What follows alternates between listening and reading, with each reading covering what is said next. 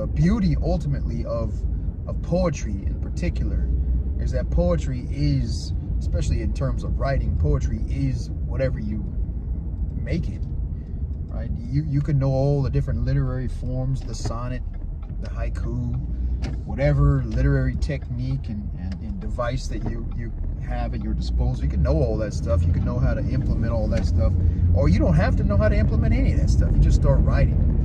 I had a student who one time was her writing wasn't even, you know, stellar, but she just had a taste for reading poetry and a desire to put poetry on paper, and so she did.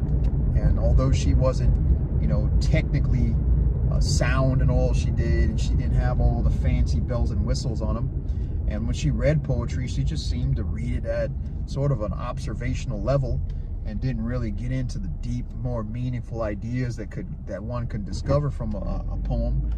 But she loved it, and that's what poetry is. Like, poetry is not for a select group. Poetry is for anyone and everyone, because it can be read and understood by anyone. You make sense of things however you want, and poetry can be written by anyone. Poetry can be anything.